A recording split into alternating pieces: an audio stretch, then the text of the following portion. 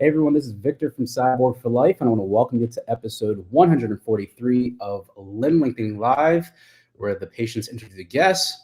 And first off, I want to say Happy New Year to all of you guys. I know it's been a good while since we've been here, but we are back. That's right. The holiday hiatus is over, and we're back to it. So today we have a very special guest joining us. She is a cosmetic limb lengthening patient.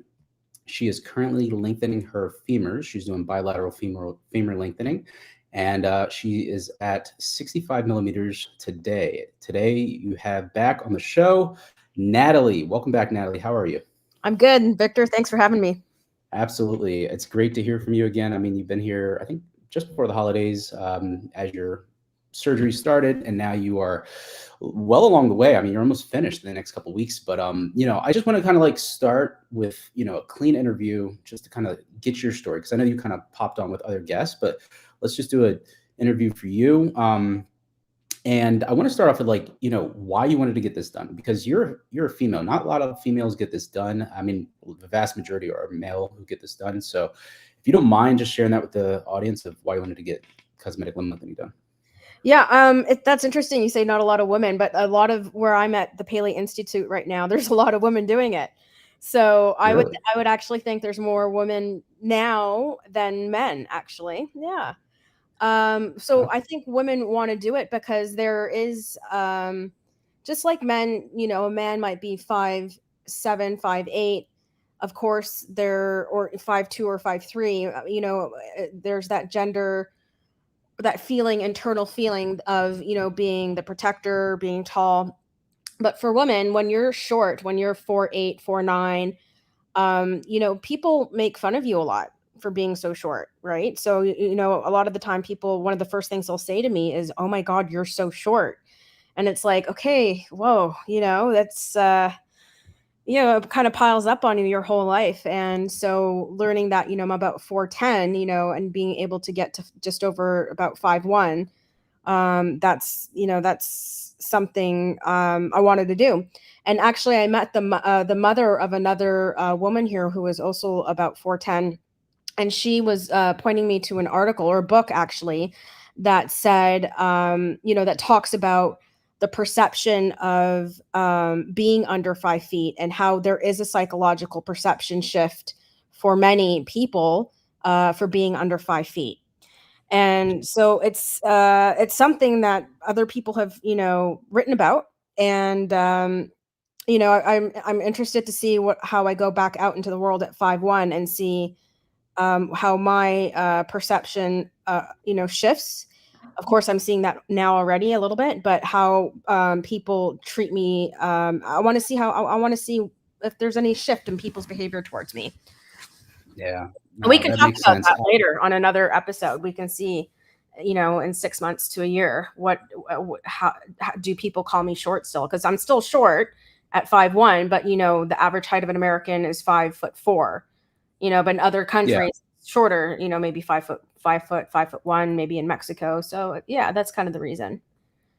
Now, I think that's really interesting, because whenever I thought about, getting this height increase surgery, there's two ways to look at it. It's like how the world views you, but also how you view the world, because you're going to be increasing your height and your perspective is going to change. So you're going up 3 inches pretty much, right? Like 75 millimeters is your goal, I think you told me.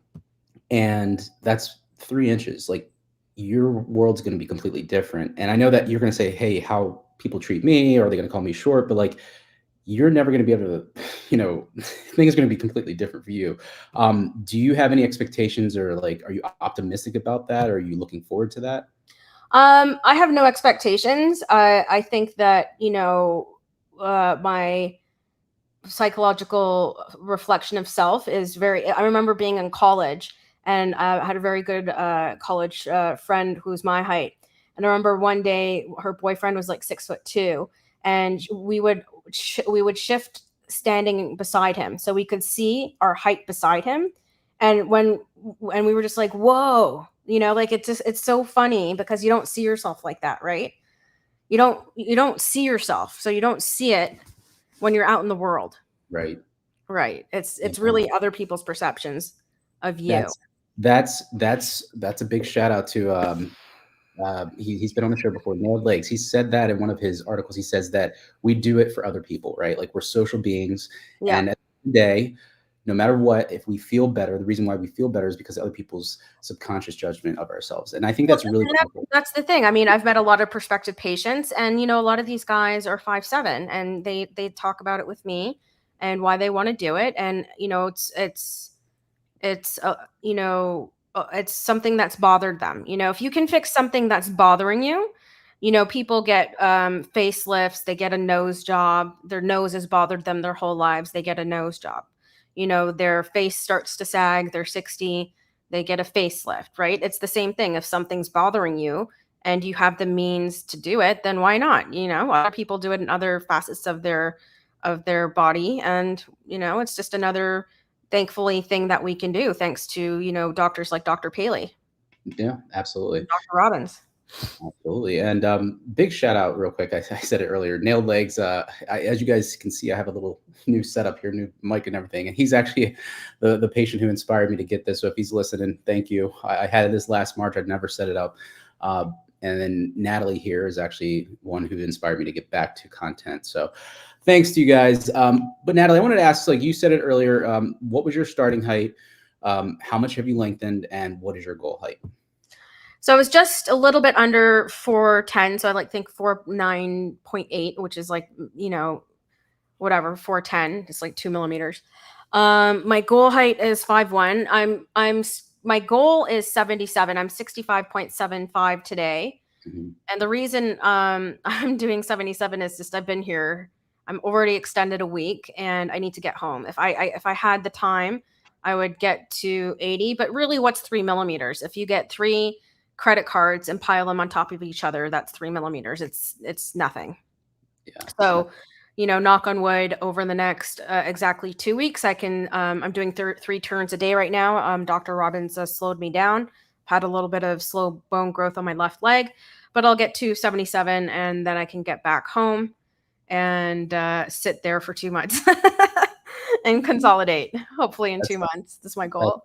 I love that. Now, when did you get your surgery done? What date was it? November 5th. November 5th. And why do you remember that so well? Because that's the date, I mean, it's like a birth date.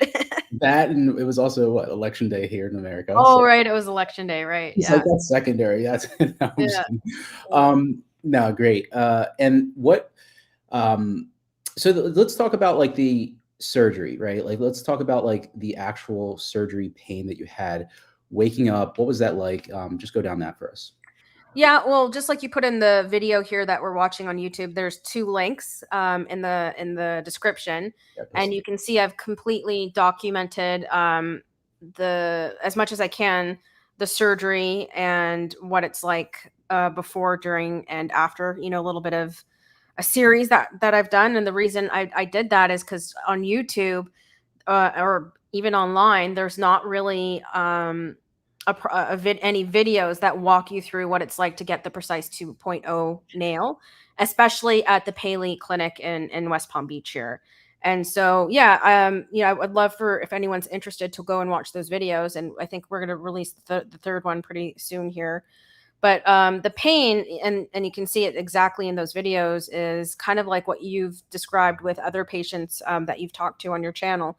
It's, for me, it was nothing. Like I thought I was fine. I was totally fine. It was, you've got your oxy, Florida here has some opioid laws. So you got your oxy for two weeks. I think as you get close to those 2 weeks, you can really switch to Tylenol. I discovered I was allergic to Tylenol. And so I've been using Advil, which is, helped me through, I would say, week 2 to 6. And, even like yesterday, my knees were kind of hurting. I took some Advil. But yeah, I think the pain, everyone's super worried about the pain. My experience is it wasn't very bad. And everybody, and that's the thing you have to understand about limb lengthening. You can talk to as many people as you want, but everyone will have a completely unique experience. I was not in pain the week of surgery, the whole week, and, in the hospital 4 days. Some other patients had a terrible time that I talked to that are now good friends of mine. So you know, it's just so unique. No one is going to have the exact same experience during limb lengthening. Absolutely. Now, I know that me and you have talked a lot during your lengthening process, and one thing that you really wanted to make clear was the mobility after surgery. Like right, before surgery, you're walking around fine, you can do anything you want, your mobility is perfect, right? But after surgery, it's a different story, right? So you actually brought a video with you, and I want you to talk about what's happening in this video. I'm going to go ahead and share it. Here we Yeah, I think I want people to understand that, when you do limb lengthening with the Precice 2.0 nail, when you are walking on the walker, and there's nothing on YouTube about this, you see medium-sized videos nails, of people. and so I'm only 100 pounds weight bearing. So how I do that is they had a scale, and I was taught how to offload the 30 pounds onto the walker. And obviously I can't use both legs, so I'm going to scooch up a little bit here, and they call it the swing through, and that's where we're at. My legs are pretty heavy, so I can move them a little bit. And then now I'm going to offload onto the walker like that. And as you can see, I'm got my weight on the walker, and this is the swing through like this, both feet at the same time. Okay, guys? And this is how I'm constantly keeping 30 pounds on my arms. So I'm never gonna have more than 100 pounds of weight on my feet. If you were to do the larger nails, you would have 150 pounds weight bearing, but my bones weren't thick enough. So this is where we are. This is the sing through. There we go. Wow. And even just standing here, I stand like this with my weight.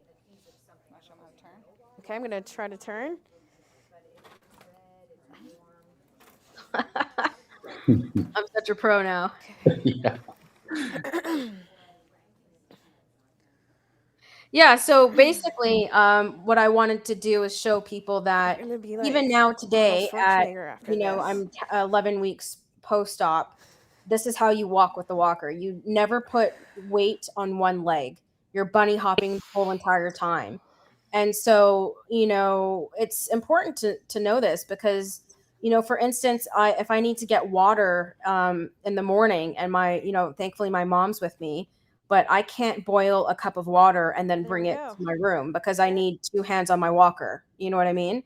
And Mhm. so this clip is to show people that it's not really known knowledge in my talking to prospective patients. It's not known knowledge that this is how you're going to walk, right? For 5 months, you're going to bunny hop around on a walker. And that's what I wanted to show people. It's not like you're using a walker and putting one leg in front of the other. You don't get to do that until consolidation. The video's still playing. Oh, yeah. Yeah. Sorry about that. Let me hide that video. Gotcha. Yeah, no, I think that's incredible. I think you're right. Look, this procedure for people who are getting it done bilaterally, both legs at the same time, it is going to slow your life down dramatically from normal speed down to quarter speed, right? So you have to Yeah. kind of think about every step you want to take to get to the action you want to do. And I think that, a lot of this can be summarized in the one statement saying basically, if you think you're going slow, go slower, right? Just be Yeah. careful, and I think you can attest to that, right? Yeah, and I think I talked to a lot of prospective patients as well. They think that you can come and do the surgery, and you can go out and you can go to the gym and you can go out to the restaurants and stuff like that. And it really depends on who you are, but I haven't met one person who does that. Like you are needing to be near your ERC. You're 5 hours apart, hopefully, for your turns, and so you need to be near your machine. You are sleeping very poorly, right, throughout the whole thing. So you're tired. You're tired during the day. You're sometimes, you're getting 3 hours sleep, 5 hours sleep. It's hard. It's hard to sleep. Your body just it just hates sleeping. Your body just starts to hate sleep, and it's terrible. So that's a very challenging part of it. And then, you wake up, you need to go to PT, and you need to stretch 3-4 times a day. So if I haven't yet to meet someone who has the energy or the willpower to go to the gym and work out their upper body every day, or like think that they can go out for meals, you're really bound to what we just looked at, walking like that, you know, to walk like that on the walker after surgery, you can probably, you know, go, I would say 400 to 1,000 steps, maybe a little bit further. But if Mhm. you wanted to go and go for a walk down the street, or like go park at a mall and go to a restaurant, like you need to have your wheelchair. Yeah. So for people who stay in the hotel and they don't have anybody with them, their means of transportation is going to be the Paley bus, and they take you back and forth from the hotels to PT. But Mhm. if you want to go out on the weekend, you know, how are you supposed to do that? Like you can't fit these 70-pound, what Uber driver is going to take your 70-pound wheelchair and put it in the back of their car and then take you to the mall? It's just like some things you need to think about, you know, when it comes to getting around after surgery. Absolutely. All right. So Natalie, what I want to talk about next is your like bone, right? Because this is all about limb lengthening. It's all Yeah. about healing. And these are the x-rays you brought. I don't know. Can you see that on the screen? Yeah, I can see it. So these were done a week ago on Friday. So these right here, I was probably around 60 something. Mhm. And so you can see where it says R, that is my right bone. So that's my right femur.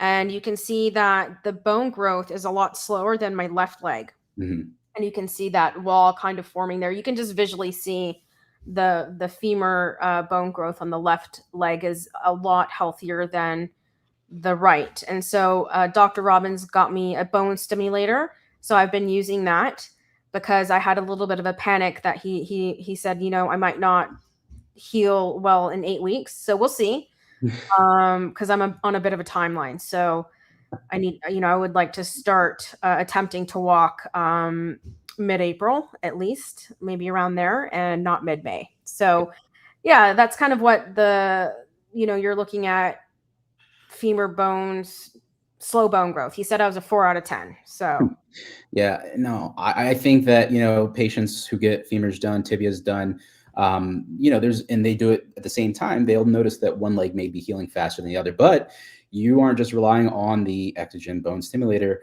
You are also taking a lot of supplements, as we've talked about. So you want to share what your supplement regimen's like? yeah, I'm taking supplements. I think that I also could be moving a little bit more, that I could be doing some more movement with my stimulation, because, you know, that's another thing that I wanted to talk about, was my nerve pain, which Mm, really um, limited me up until, I would say, 7 weeks post-op, eight, maybe closer to 8. My supplement routine is, you know, I wake up in the morning, you have to have the Xarelto. So you're taking Xarelto, which is a medicine. I'm taking Lyrica, which we can touch base on in a little bit. And then I'm taking, you know, you got me onto the bone maximizer. So that's what is that? MCHA and phosphorus. mhm. I'm also now taking Cisis, which is another supplement that you got me onto. I'm taking 10,000 UI of vitamin D. I'm taking vitamin C. I'm taking multivitamin. I'm taking lots of things, but, you know, I'm trying to focus on getting a lot of calcium. So at least minimum 1,000 milligrams of the calcium from MCHA daily. I love it. Basically, you guys, she's just saying she's another version of me, another cyborg. So she's Yeah, taking I another mean, I talk to you almost every week, right? So supplement. every Friday I give you an update, and Yeah, yeah, thank you so much for that, because I would really like to see this bone healing optimized once I stop lengthening. absolutely. And so after this X-ray, Dr. Robbins did slow me down to 3 turns. So next Friday, we'll have another X-ray to look at and see what happened in those 2 weeks. You know, what kind, and, you know, I've also been working a lot on moving around, getting at least 3,000 to 5,000 steps a day. I know that's super low to get 3,000 steps, but it's a lot when you're on a walker. Yeah, Yeah. absolutely. You're doing the bunny hop. Yeah. So Natalie, you mentioned it earlier, nerve pain. Can you talk a little bit about that? Yeah. So something I think that, you know, isn't talked about, or, you know, I've watched hundreds of your videos before doing the surgery, and also from other YouTube videos. But yeah, I think the thing that I've realized is that almost everybody is going to have some form of nerve pain. So, I call him my surgery twin. We had surgery on the same day. He had a completely different experience than me. I'm at 65.75 today. He's at 73 today. Okay. And we had surgery on the same days. And the reason I'm not at the same number as him is because I had this nerve pain, and I wasn't able to manage it for about 2 weeks. And his nerve pain and my nerve pain started on the same day. Basically, what happens, the first sign, it seems, for everybody that I've talked to, is that you go numb in your right shin or your left shin. So you just go numb, and I wasn't aware that this was going to happen. So that's why I think it's great to talk about it. So when it happened, I was kind of having a panic attack. I like drew all these lines on my legs, and I went to see Dr. Robbins. He's like, "What's wrong with your legs?" I'm like, "No, you have to see that this is numb all the way to here to here." And he's like, "Oh yeah, that's normal." And I was like, "Oh, okay. I wish I had known that." So that was the first thing. And then the second thing that happens, it's like kind of pins and needles. For me, at least, how I would describe it, it's like a stabbing pins and needles, and it hurts. It's not manageable. It's not something that you can just live with, right? And so, how that impacted me is I'm at PT and they're trying to do hamstring stretches. And the odd thing was whenever they would lift my left hamstring to stretch it, that would set off my nerve on my right leg. And so in those 2 weeks, I was trying to get, they put you on gabapentin. And so I started at 1 pill, which is 300 milligrams. That wasn't working. And the other thing is the gabapentin can take up to a week to get into your system and start muffling the nerve pain. And so the gabapentin is supposed to make you not feel any nerve pain, basically. So I started at 1, then I went to 2, then I went to 3. I was pretty much at like 1,800 milligrams. And I messaged the PAs and Dr. Robbins. I said, I need something. So I ended up going to see the pain specialist, Dr. Westerhouse, and he put me on Lyrica. And then in like 1 to 2 days on being on Lyrica, it just completely masked the nerve pain.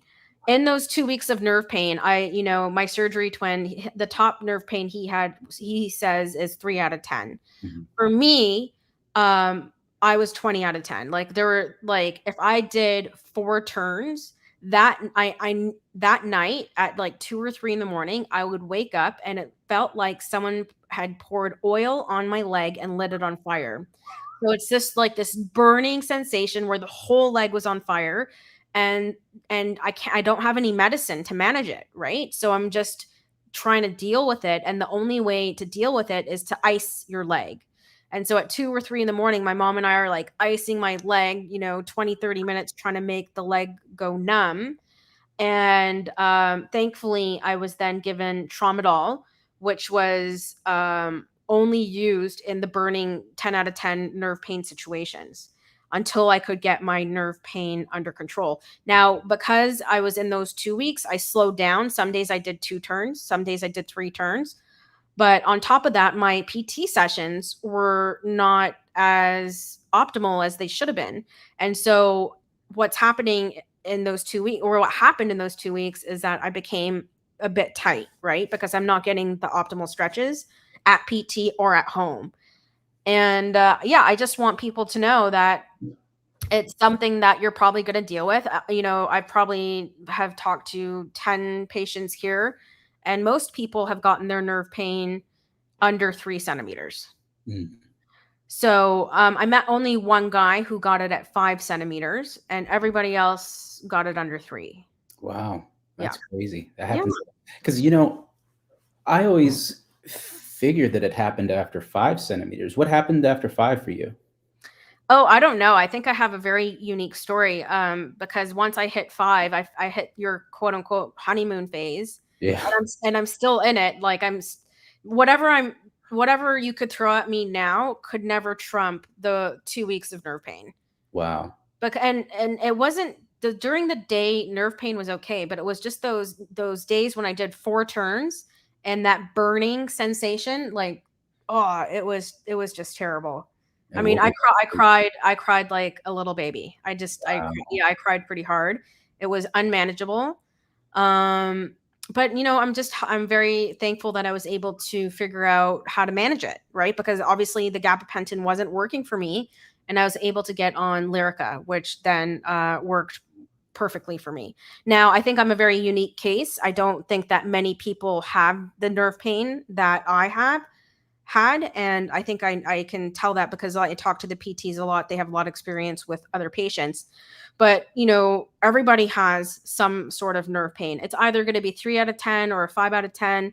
And, a lot of the people at PT, it's just, again, that the majority of the nerve pain that I think people are experiencing is that like stabbing pins and needles or like shooting pains. Right now, even though I'm on the Lyrica, as I'm getting into that final, 10, millimeters, 12 millimeters now, I'm getting like it's almost like an electric shock feeling in my shin, but it goes away. I don't care about that. I can manage it. So nothing as bad as those first few weeks, like under 3 centimeters for you. Yeah, I just think it was really hard because nothing was working, and I'm glad that the Paley Institute has the pain specialist. You can go see her. Yeah, I think that, when you compare bone pain to nerve pain, nothing, like you said, trumps it. I think that the nerve pain is so much more, especially at night, your sensory nerves are just so much more alive. Yeah, I mean, it's funny.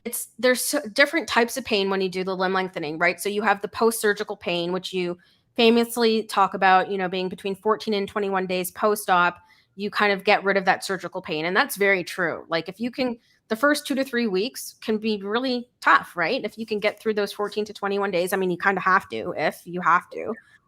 You've paid a lot of money and you're putting a lot of time into this, you can get through it.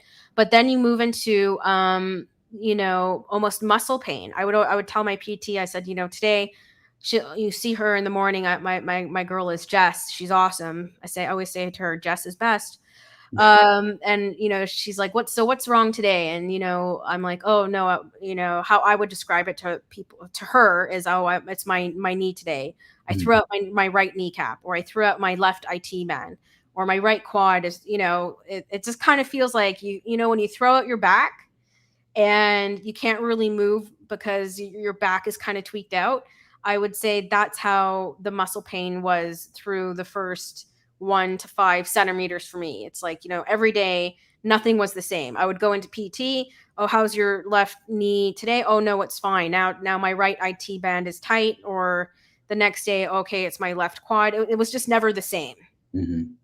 Yeah. And so that muscle pain is manageable, but the nerve pain was just, I don't know, it was tough. So you're saying, so obviously there's different levels of pain, like you said, the post-surgery pain, a lot of bone, then it goes away. Then nerve pain can happen. And then the muscle pain, have you really started to feel that, or do you feel like your physical therapy has been mitigating a lot of that? I really feel, for me, and again, everyone's experience is going to be so different. Mm-hmm. I really feel that the first 5 centimeters for me were really tough. It was really tough. If you think about it, I had my surgery on November 5th. And I didn't get the Lyrica until December 20th. So I would say just around Christmas time. So that's, 5, 6, 7 weeks post-op, right? That's when things just got better for me. Once I had the nerve pain under control, I mean, who cares what came next, right? And I know you keep saying the last, centimeter is the hardest. But I'm here, and I don't, I'm getting a little bit tight, but I'm on it. I'm stretching a lot, and I don't think the stiffness and tightness at the end of that last centimeter can be compared to the first 7 weeks of post-op for me. Well, that's super, super informational and super valuable for a lot of prospective patients listening. But I want to talk about like physical therapy real briefly, and then if anybody in the chat has questions for you. So physical therapy, you said it, that's kind of, you work with, you said Jess is best. Yeah. So what's your physical therapy regimen look like? So the physical therapy is so important. And I think that's the reason I went with the Paley Institute. I don't think I could do this on my own. I basically go to PT Monday through Friday, every day at 9 a.m. And then I do pool sessions as well, the aqua therapy. I just love how my legs feel after aqua therapy. So in the land PT sessions, you go in, you say hi to everybody. There's so many other limb lengthening patients, a little community. And, you just kind of go through the same routine. They're stretching your hamstrings, they're stretching your, as much as they can, your IT band, your quads.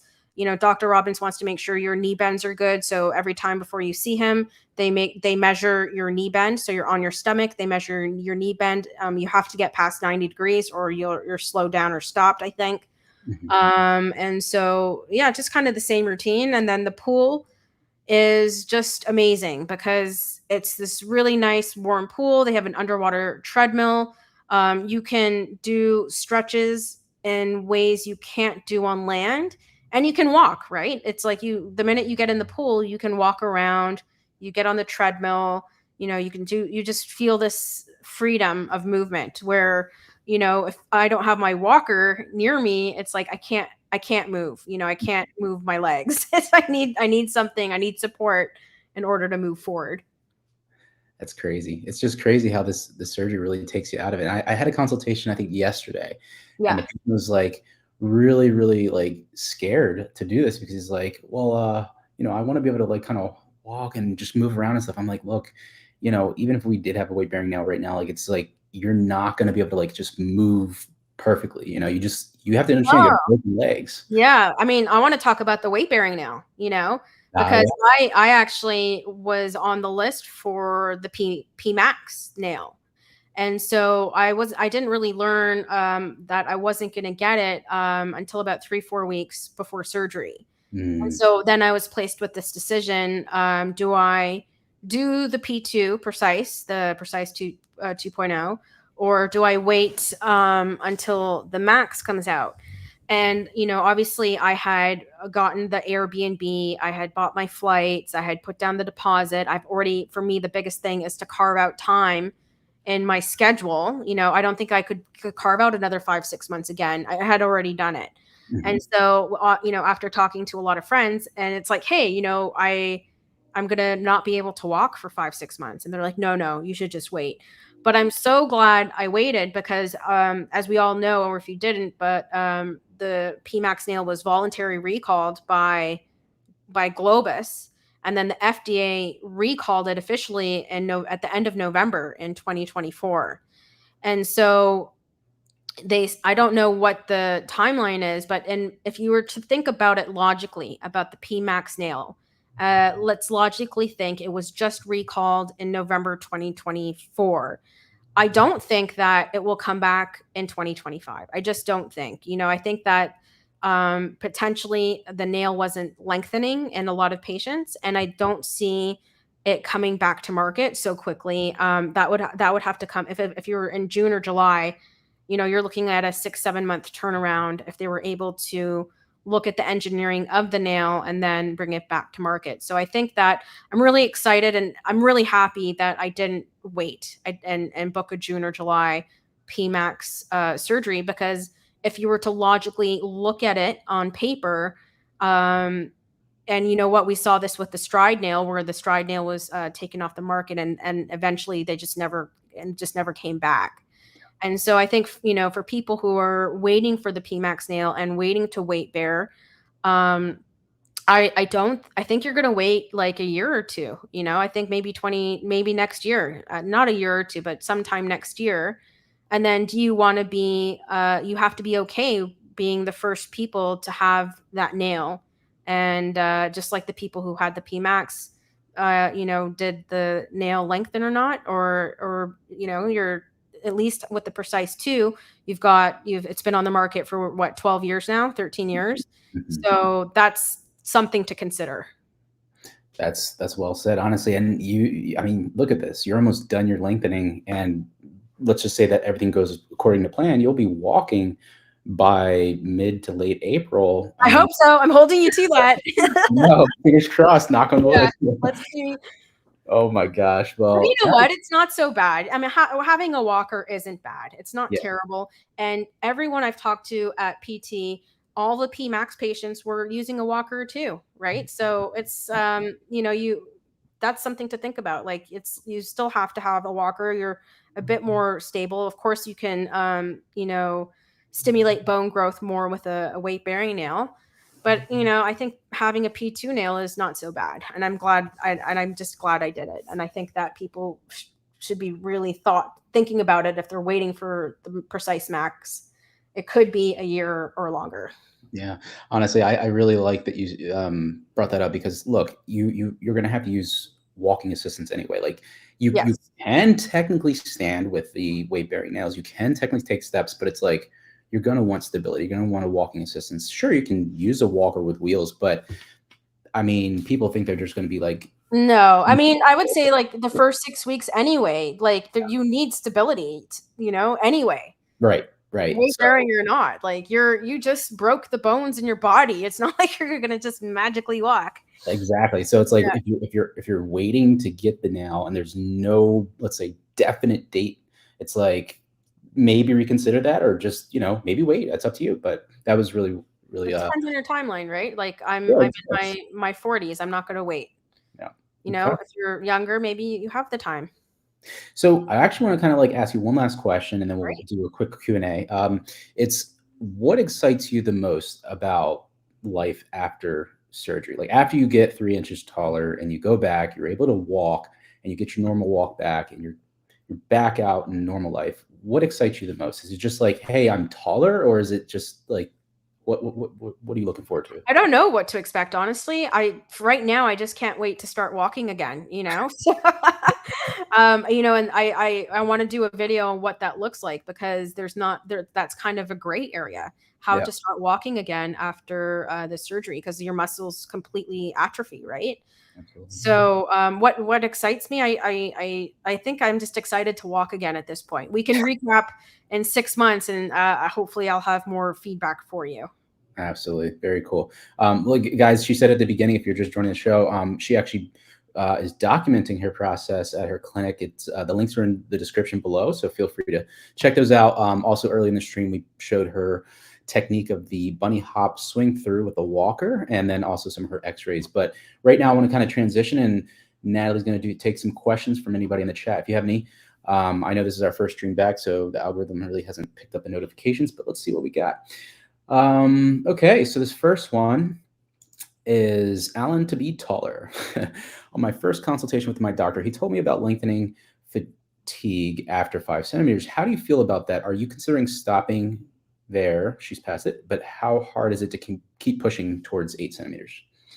Yeah, just as I had communicated, I feel like my personal challenge was the first 7-8 weeks of post-op, which brought me to about 5 centimeters. Once I hit 5 centimeters, or just maybe even like just over 4.5 centimeters, I felt like I got into this honeymoon stage where I since then, I'm 2 centimeters since then. I'm at 6.5 now. I feel it's not so hard. Victor keeps communicating the last centimeter is difficult. I think my communication would be nothing is as difficult as trying to manage my nerve pain. That was a challenge for me. And again, it's not going to be the case for everybody. You will get some form of nerve pain. Will it be a 20 out of 10 like me? More than likely not. Everybody else that I've talked to had like 3 out of 10, 4 out of 10 nerve pain. So I don't know if it's hard to. Well, actually, I'm going to say one more thing. What I've noticed is that most people don't. That in my group and the people that I'm around who have finished did not make it to 8 centimeters. I know one guy. He was younger. He was 19. He made it to 8 centimeters. I think the younger you are, obviously, hopefully the easier it is for you. You're younger. You're healing faster. You might be more flexible. Another guy my age, he left at 77. I think he just got so tight. And again, what's 3 millimeters? When you're at 77, what's 3 credit cards piled on top of each other? It's nothing, right? Another guy, he's stopping at 75. He thinks it's just enough, right? The same mental thing is like, what's 5 more millimeters? If you look at it, it's really nothing. So that's and another girl also stopped because she got nerve pain in her last week or two, and she at that point there's no point of going on gabapentin, right? Because it takes a week to kick in. And so she decided, okay, that's fine. I've reached my height goal. She also got to 5'1". And so that's something I wasn't really aware of, you know, and I hope that anyone watching this, you know, I think there's a lot of ego. There can be a lot of ego in reaching the 8 centimeters. For me, I want to just reach 3 inches, and that's 77. If I had the time to stay and get the 8, I would. I don't know. How hard is it to get from 5 to 8? Personally, I don't think it's too hard. I think you just have to keep stretching. Yeah, there you go. I mean, you might beat out my my prophecy. My fingers are crossed that I beat out your prophecy. I love it. Ben, she answered this earlier, but Ben, I want to say, you know, you're my MVP of 2024. Welcome back. But anyway, he's asking, what was your previous height before, and how tall are you currently? Okay, so that is a question. So I was just under 4'10", and I'm probably half an inch away. Or no, wait, I'm like really 66. So I'm about a centimeter away from being just like under 5'1". It's hard. It's quite hard for me to tell my height right now. I hope Dr. Robbins isn't watching this, but I can't really straighten my knees too well when I'm on my walker. I can straighten them fine on the tables at PT and on my massage table here, but it is I am in that last centimeter stage, and you do get tight, and it is for me and several others hard to straighten up. Now, when I go home, everybody has promised me within the first month, everything will loosen up, and I will be able to bend my knees straight again after I stop lengthening. So I will be very close to 5'1". That's awesome. That's great. And that's what I was saying at the beginning of the show is like, you know, sure, everybody wants to like kind of be a certain height, but, you know, just going up in height is going to have such a big impact in your life. It's kind of crazy because obviously as shorter women, we use wedges or wear high heels, right? So even just wearing 2-inch high heels when I go out, I feel much more normal around everybody else. Now think about it. Now I'm going to be 3 inches taller. That means I should be, in theory, more comfortable just on my feet. Yep. Right. Absolutely. That's going to be so cool.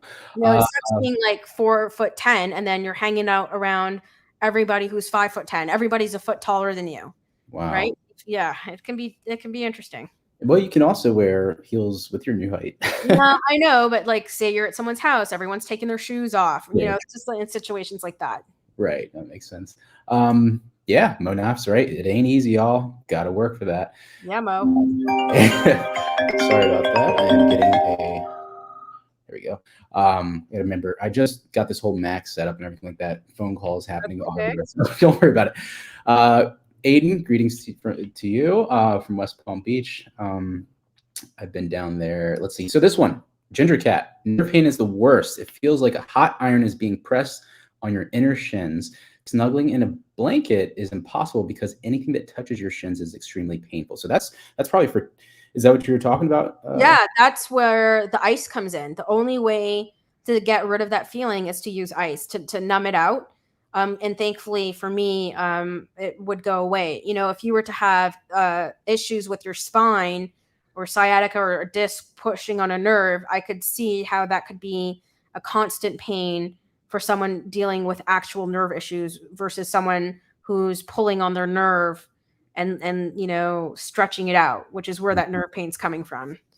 Right. Where their nerve is completely irritated. Yep, absolutely. And you know what? When it's and just doing 2 turns in one day can completely reset the nerve. For me, that's my experience. You know, you get, if you're doing this and you're like, what am I supposed to do? Like, just go down to 2 turns for a few days or stop for a day. And that should help lessen the irritation on the nerve.